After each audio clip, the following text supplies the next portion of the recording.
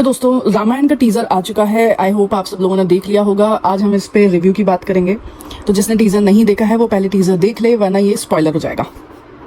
और भाई ये टीजर देख के तो मुझे नहीं पता निर्देशक को कितना डर लग रहा है कि नहीं लग रहा है, लेकिन मुझे तो बहुत डर लग रहा है कि इतना पैसा फूंक दिया है, कहाँ से लाएंगे इतना रिकवर करके। बात करेंगे पहली ही स्क्रीन की। अगर आप पहली स्क्रीन को देखते हैं, यहाँ पे ये पूरा स्क्रीन जो है वो पूरी जो पिक्चर है वो हमें फीलिंग देता है एक गेमिंग प्लेटफॉर्म की। ये बिल्कुल भी ये फीलिंग नहीं दे रहा है कि ये रामायण का कहीं पे वॉर चल रहा है श्रीलंका, तो ये बिल्कुल नहीं दिख रहा है। हाँ, गेम ऑफ थ्रोन्स की फीलिंग आपको देखकर आएगी। जैसे आइस ड्रैगन उसमें जब उड़ के आता था तो वो जो हमें वहाँ पे सीजी दिखाई देता था, वीएफएक्स दिखाई देते थे, बिल्कुल वैसी फीलिंग है। अगर आप इसको भी देखेंगे कैरेक्टर को, ये कौन सा कैरेक्टर है अभी कहना मुश्किल है, पर अगर इन्होंने इसको कुंभकर्ण या कोई ऐसा राक्षस बनाया है जो कि काफी नोन था, तो ये बिल्कुल भी सही कैरेक्टर बनाया नहीं गया है। इसको जब हम पीछे से देखते हैं तो पहले तो फीलिंग आता है कि जैसे कोई येती है, हिमालय पे कोई येती खड़ा हुआ है तलवार लेकर। फिर जैसे ही वो टर्न होता है तो हमें समझ में आता है कि ये सोल्जर है, लेकिन आप अगर उसका ड्रेसअप देखेंगे तो ये इंडियन और श्रीलंकन ड्रेसअप कहीं भी नहीं है। यहाँ पे निर्माता ने एक अपॉर्चुनिटी लॉस्ट कर दी है, जो वो हमारे कल्चर हेरिटेज, जैसा कि हम जानते हैं कि श्रीलंका खुद एक स्वर्णिम नगरी थी। वहाँ के वॉरियर्स तक सोने के आर्मर्स पहना करते थे, वो कलर्स हुआ करते थे। पहले श्रीलंका और इंडिया के जो कल्चर है उसमें ज्यादा डिफरेंस नहीं हुआ करता था पहनावे को लेकर। सो यहाँ पे बिल्कुल भी आपको फीलिंग नहीं आएगा। ये आपको ऐसा ही लगेगा कि आप कोई गेमिंग प्लेटफॉर्म पे है और कोई सा गेम का स्क्रीन यहाँ पे प्ले हो रहा है। नेक्स्ट स्क्रीन पर अगर आप आते हैं जिसमें शेडो इंट्रोडक्शन बैक साइड से दिखाया जा रहा है राम का, मुझे नहीं पता आप लोगों का क्या रिएक्शन है, बट मुझे उनका पोस्चर स्टैंडिंग काफी वीक लगा जिस तरह से ये दिखाया गया है। और हमेशा जब जब भी इसमें शेडो इंट्रोडक्शन दिया गया है इस पर्टिकुलर टीजर में श्री राम का, आप देखिएगा जब RRR राजमौली की मूवी रिलीज हुई थी जिसमें लास्ट एंडिंग जब चल रहा था, सीन थे रामचरण की, जब शेडो इंट्रोडक्शन दिया जाता है एज ए राम, जब उसमें वो अंधेरे में श्री राम का कैरेक्टर जैसा दिखाया जाता है, वो इतना पावरफुल और स्ट्रांग था कि लोगों के मन में खुशी आ जाती है। यहाँ पे इस स्क्रीन को, इस फ्रेम को देखने के बाद वो खुशी मेरे मन में तो नहीं आई है। आप लोग कमेंट करके जरूर बताइएगा अगर आप लोगों को ये अच्छा लगा है तो। अब आते हैं मेन स्क्रीन जिसकी पूरी दुनिया बातें कर रही है। हम 4000 करोड़ के बजट की बात करते हैं और हम सोचते हैं कि हम हॉलीवुड से हम कंपटीशन करेंगे या कंपैरिजन भी कर लेंगे, और हमारे वीएफएक्स इतने बुरे हैं, हमारा उसके ऊपर डिटेलिंग इतना बुरा है, इतना सैड है कि मुझे 4000 करोड़ सुन के तो दुख ही होता है दोस्तों। अगर आप इस टीजर में देखेंगे जब श्री राम जनता के बीच में से निकल रहे हैं, वीएफएक्स देखिए आप, बच्चा पहले उनको झुककर प्रणाम कर रहा है, बच्चा झुकता है लेकिन वो आगे निकल जाते हैं, तब तक बच्चा वहीं देख रहा होता है जैसे कि कोई खड़ा हुआ प्रणाम कर रहा है।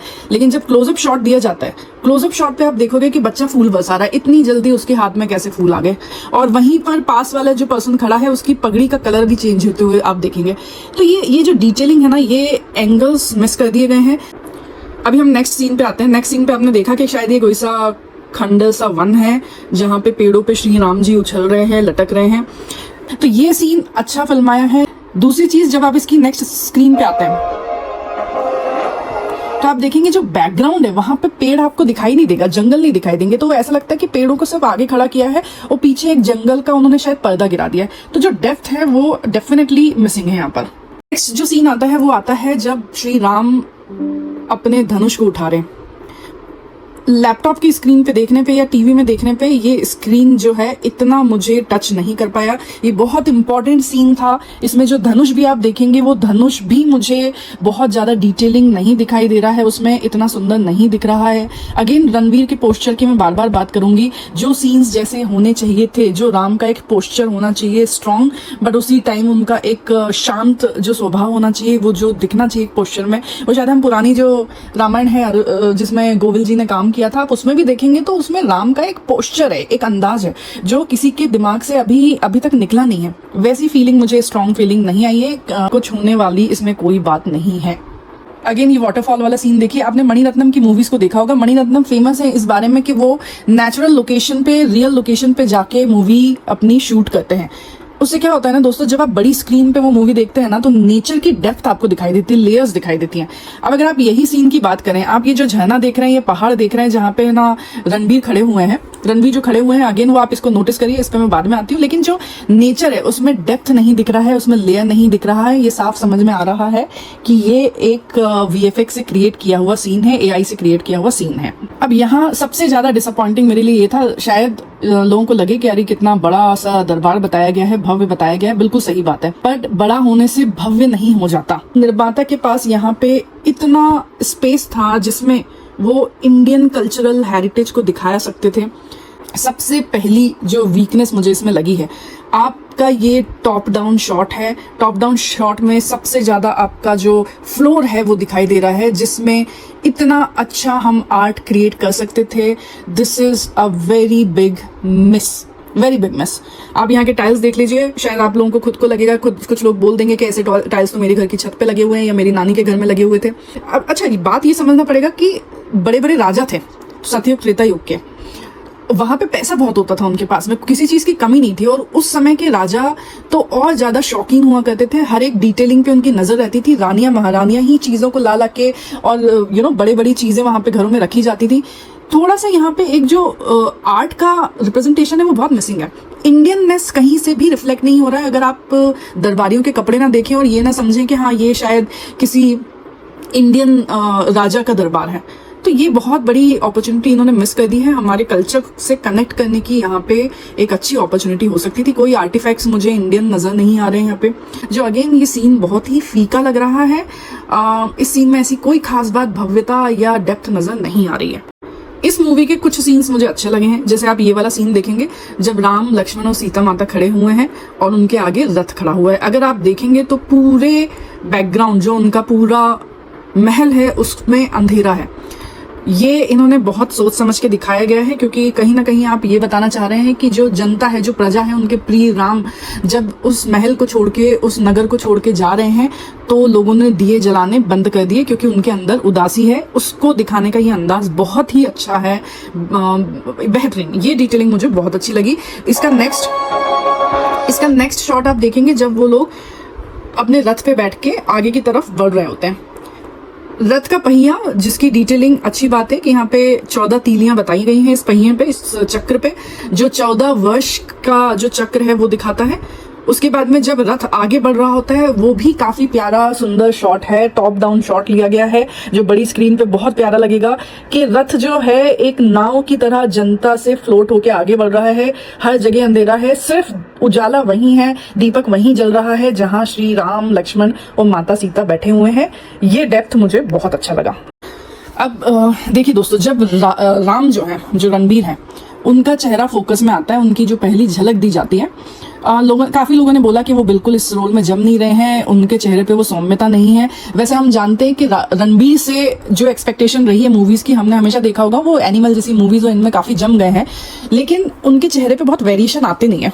उनका फेस थोड़ा, जब उनको शांत रख के, स्ट्रेट रख के और एक एक्सप्रेशन देना होता है, वहां पे वो एक्सप्रेशन लेस फेस होता है, ये सब जानते हैं। हाँ, मैं बात करूंगी जो उनका कैरेक्टर गेटअप है, जिसने भी इसको डिजाइन किया है। जैसे आप मुकुट देख लीजिए, मुकुट मुझे बड़ी स्क्रीन पे तो कोई खास लगा नहीं है। टीवी की बड़ी स्क्रीन पे, मेरे यहाँ पे 86 इंच का टीवी है, उस पे भी मुझे कुछ खास नहीं लगा। जो एक अपॉर्चुनिटी होती है ना कि राम के कैरेक्टर के अकॉर्डिंग उनकी ज्वेलरी डिजाइन हो सकती थी, उनके कपड़े डिजाइन हो सकते, तो वो यहाँ पे मिस कर दी गई है फिर से। आप देखेंगे ऐसा कुछ भी इस ज्वेलरी में या इनके गेटअप में खास नहीं है जो राम के कैरेक्टर को दर्शाता है। वहीं अगर आपने सिया के राम, अगर आप देखिएगा गूगल करके, उसमें जो राम का कैरेक्टर प्ले किए थे, उनकी ज्वेलरी और उनका आप गेटअप देखिएगा, वो भी कम से कम ऐसा लगता था कि हाँ ये जो है वो राम के कैरेक्टर को दर्शाता है। सेम मैं महाभारत की बात करूंगी, हमने महाभारत, हॉटस्टार के महाभारत की बात करें अगर, तो उसमें हर कैरेक्टर की ज्वेलरी अलग थी, जिसको देख के आपको समझ में आ जाएगा कि हाँ ये दुर्योधन की ज्वेलरी है, ये श्री कृष्ण की है, ये अर्जुन की है, और सबके उस कैरेक्टर के अकॉर्डिंग ज्वेलरी का डिजाइन बिल्कुल डिफरेंट था, और जो उनकी बॉडी पे, उनके कैरेक्टर पे जमता था। यहाँ पे श्री राम के कैरेक्टर के अकॉर्डिंग ऐसा कुछ भी नहीं दिखता है। अब आप इसमें देखिए, पुराना जो शॉट था जब राम, लक्ष्मण और माता सीता एंटर कर रहे थे इस कोर्टयार्ड में, वो टॉप डाउन था, तो हम पीछे की दीवारें वगैरह देख नहीं पा रहे थे। अभी अगर आप देखेंगे तो दीवारें एकदम प्लेन है, व्हाइट दिख रही है, क्यों ऐसी हैं मुझे नहीं समझ में आता, जबकि हमारे यहाँ पे जितने भी आप दीवारें देख लीजिए राजा महाराजाओं के टाइम पर, उनमें एक पेंटिंग होती थी, कलाकृतियां होती थी और कलरफुल होती थी। हम कलर्स को एंजॉय करते थे। हम उस कल्चर से आते हैं जहाँ पे ब्लैक व्हाइट और ग्रे नहीं पहना जाता था। हम कलर्स को यूज करते थे, एंजॉय करते थे। अब यहाँ पे कहीं पे भी ना कलर्स नहीं दिखाए गए। या तो ये हो सकता है कि निर्माता ये दिखाना चाहता है कि जब राम जा रहे हैं तो सारे रंग गायब है।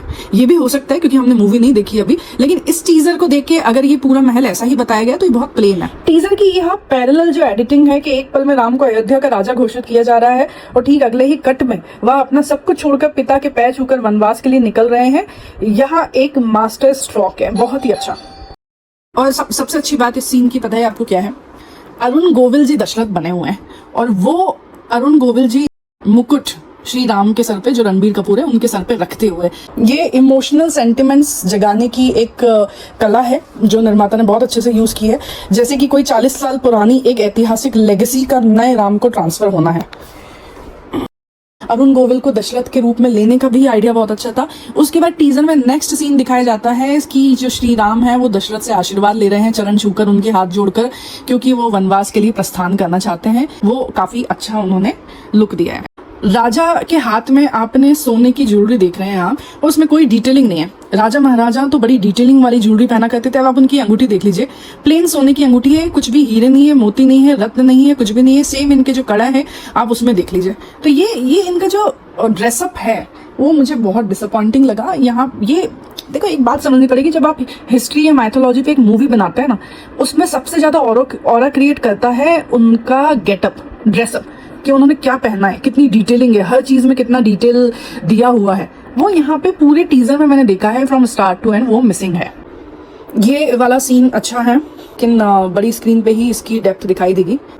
अब ये सीन देखिए दोस्तों, अगर आप इस सीन को देखेंगे तो आंधी चल रही है आसपास, लेकिन मतलब भला हो निर्माता का कि उसके दिमाग में आ जाए कि भाई आंधी चलेगी तो श्री राम के बालों को टच भी कर जाए। मतलब क्या सोच के निर्माता को ये ध्यान नहीं आया कि आंधी में बाल भी उड़ेंगे, या श्री राम है तो उनके बाल ही नहीं उड़ेंगे। और यही मुझे लगता है कि हम जो हॉलीवुड से कंपैरिजन की बात करते हैं, हम वहां पे काफी कोसों दूर हैं अभी, और काफी काम करना बाकी है।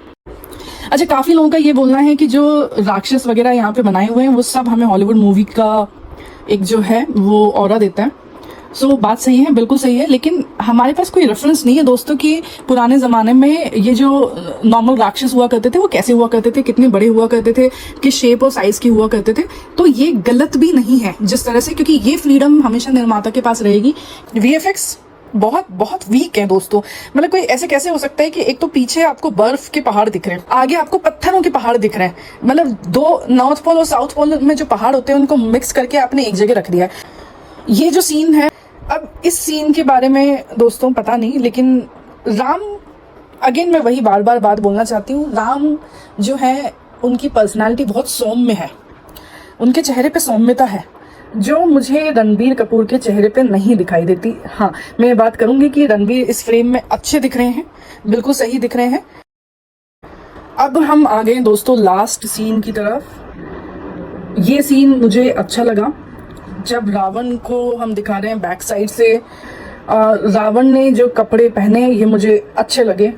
जो एक उनका दुपट्टा है शोल्डर पे से जो एक शॉल की तरह लहरा रहा है, वो ऑरा क्रिएट करने के लिए बहुत अच्छा है। इन्होंने डार्क मरून कलर का गेटअप दिया है जो लाइटनिंग इफेक्ट की वजह से ब्लैक भी दिखता है, रेड भी दिखता है, जो रावण की एक पर्सनालिटी है, डार्क एंड हैवी पर्सनालिटी, उसको रिफ्लेक्ट करता है। बस मुझे एक चीज समझ में नहीं आ रही है, रावण ने जो शूज यहाँ पर पहने वो काफी मॉडर्न आउटलुक दे रहे हैं। अब हो सकता है कि बड़ी स्क्रीन पे हमें क्लैरिटी से जब दिखाएंगे तो वो कुछ और तरह के होंगे, बट अभी फिलहाल तो यहाँ पे जो शूज है वो काफी मॉडर्न आउटलुक दे रहे हैं। दूसरा हम आते हैं पुष्पक विमान में की तरफ। बट यहाँ पे जो आप देखेंगे ना, लोटस का शेप जरूर दिया गया है, वो शायद सोच काफी अच्छी रखी है उन्होंने, बट मुझे यहाँ पे अगेन जो विमान है उसका डिजाइन बिल्कुल अच्छा नहीं लगा। ये ऐसा प्लास्टिक डोम जैसा जिसके अंदर से आप वो दिखते हैं ना आपको लाइट वाले प्लास्टिक, जिसमें थोड़ी सी है ना आर्ट वगैरह क्रिएट कर दिया जाता है, लेकिन उसमें जैसे सनलाइट पड़ती है ट्रांसपेरेंट, तो वो कैसे खोखले और ट्रांसपेरेंट और चीप मटेरियल के लगता है। तो इसकी पेटल्स हो या फिर ये डोम बनाया हो, ये सब पूरा वो चीप फीलिंग देता है। इसमें अगेन आप देखेंगे सेम प्लेन कलर्स। मुझे ये समझ में नहीं आ रहा कि पूरे टीजर में कलर्स का यूज क्यों नहीं दिखाया गया है, क्यों हमने कलर्स को अपने कल्चर को वैसे बताने की कोशिश नहीं की जैसा हमारा कल्चर है। इसमें इतनी डिज़ाइंस हो सकती थी। अगेन मुझे लगता है निर्माता ने ये भूल कर दी समझने में कि हम आज के टाइम पे जिसके पास पैसा हो, है ना, अंबानी की शादी आप देख लीजिए, उसकी शादी में कितने डिजाइन और क्या क्या उन्होंने आर्टिफैक्ट्स यूज किए थे, पूरा आर्ट से भर दिया था उसको इंडियन कल्चर शादी बताने के चक्कर में। आपने गूगल पे या यूट्यूब पे देखे होंगे कुछ फुटेज। ये निर्माता को ये बात क्यों नहीं समझ में आती कि जो त्रेता युग के राजा थे उनके पास तो इतना पैसा था कि वो हर चीज में इतनी उम्दा एक्सपेक्टेशन रखते होंगे कि डिटेलिंग इतनी जबरदस्त होती होगी, इतने जबरदस्त आर्ट और क्राफ्ट और कलर्स हुआ करते होंगे कि उसको देख के ही दूर से मन प्रसन्न हो जाए। अब यहाँ पे काफी फीका लग रहा है, प्लेन लग रहा है, मुझे इसमें कुछ भी खास बात नजर नहीं आई। कंक्लूड करने के लिए मैं बस इतना ही बोलूंगी कि जंगल के सीन्स और राक्षसों की फाइट में गेमिंग जैसे ग्राफिक्स का फीलिंग आता है। एक्टर्स अपने वीएफएक्स बैकग्राउंड से पूरी तरह कटे हुए लगते हैं, रिलेशन नहीं लगता जैसे कि वहां पे उनको पेस्ट कर दिया गया हो। लार्ज स्केल वाइड शॉट्स में डिटेलिंग इतना कमजोर है कि कुछ विजुअल्स फैन मेड या एआई जनरेटेड लगते हैं। इससे अच्छे रामायण या आपको हिस्टोरिकल या माइथोलॉजिकल सीरीज के चैप्टर्स के आपको एआई जनरेटेड वीडियोस यूट्यूब पे आज की डेट में मिल जाएंगे। तो 4000 करोड़ के बजट की अगर बात करें तो वीएफएक्स और सीजीआई का बहुत ही चीप यूज किया गया है। पूरे टीजर में जहां दिन के सीन्स में ग्राफिक कमजोर लगे हैं, वहीं रात के शॉट्स ने बाजी मार ली है। रात के शॉट्स को काफी अच्छे से फिल्माया गया है। दिन के जो सीन्स हैं वहां पे आई थिंक ग्राफिक्स पे थोड़ा काम कम हुआ है, लेकिन हाँ, रात के जितने भी सीन्स हैं वो काफी अच्छे बने हुए हैं। रथ वाला जैसे इमोशनल सीन में असली सेट और सीजीआई बैकग्राउंड को इतना बेहतरीन तरीके से ब्लेंड किया गया है कि विजुअल्स पूरी तरह से रियल और मैजिकल लगता है। फाइनल वर्डिक्ट, 4000 करोड़ का विजन। आदि पुरुष के बाद दर्शकों में शक होना लाजमी था। वीएफएक्स में अभी भी पॉलिशिंग की बहुत जरूरत है। हो सकता है ये टीजर, मुझे ऐसा लगता है कि आनंद फानंद में भी निकाला गया है। धुरंधर की सक्सेस के बाद मुझे ऐसा लगता है कि उस धुरंधर की एक आवाज को दबाने के लिए एक नया टीजर भी निकालना जरूरी था। ये सिर्फ मेरा ओपिनियन है, लेकिन इस टीजर में बहुत सारे चेंजेस किए जा सकते थे, इसको और बेहतरीन बनाया जा सकता था। ये फाइनल टीजर था। जब हमें देखकर ये बातें समझ में आती हैं, वीक पॉइंट समझ में आते हैं, तो एडिटिंग करने के बाद जब 40 लोगों ने इसे देखा होगा तो ये डिटेलिंग उनसे कैसे मिक्स हो गई, ये मेरे लिए समझना थोड़ा मुश्किल है। लेकिन फिर भी फिल्म का इमोशनल कोर, कैरेक्टर्स का ऑरा, पीक डिटेलिंग और इसका अभूतपूर्व स्केल यह वादा तो करता है कि नितेश तिवारी इंडियन सिनेमा को एक नया माइलस्टोन देने की कोशिश कर रहे हैं, देने जा रहे हैं। और फाइनली दोस्तों, राम जो है वो लॉजिक से नहीं, मैजिक और इमोशन से चलते हैं। तो अगले टीजर्स का वेट करें, मूवीज को देखें और उसके बाद डिसीजन लें।